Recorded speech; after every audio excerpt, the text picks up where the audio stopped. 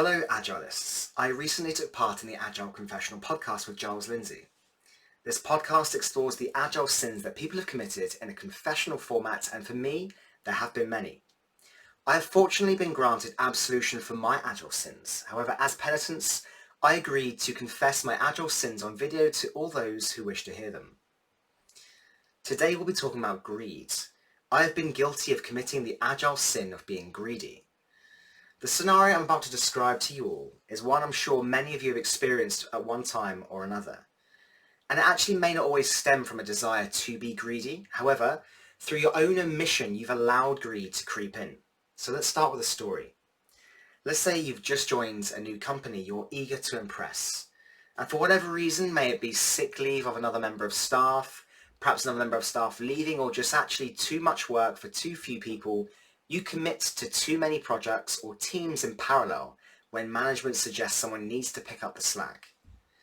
Now, a hard pill for us to swallow as humans and workers is that we're actually not built for multitasking. We're not designed to constantly context switch, and it leads to inefficiencies.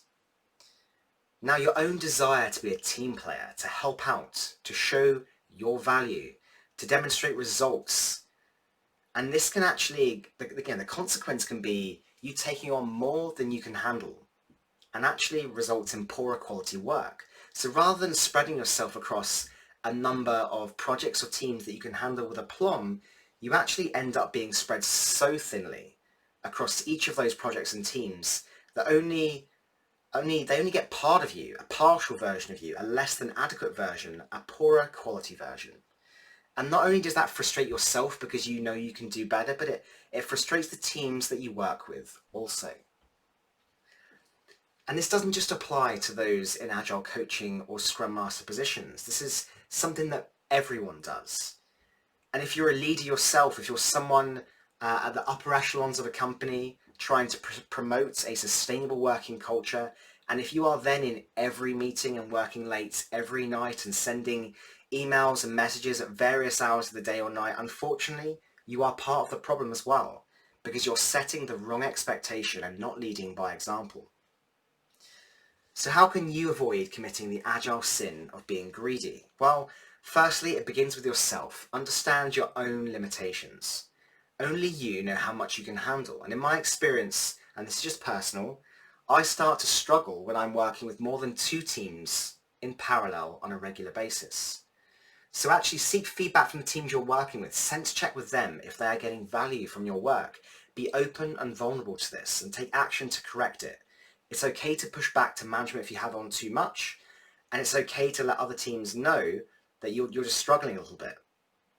Secondly, focus on value delivered over volume delivered. In the same way we coach agile teams to focus on customer needs and value being derived, challenge yourself to deliver greater results across just a smaller number of engagements.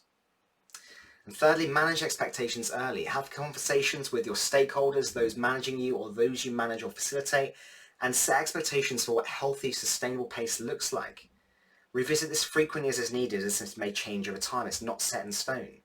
You might start to do this as part of team charter alliances and agreements, initial ways of working. Now, the next Agile Sin video will be the final one, and it's the sin of wrath. Don't stop believing, folks.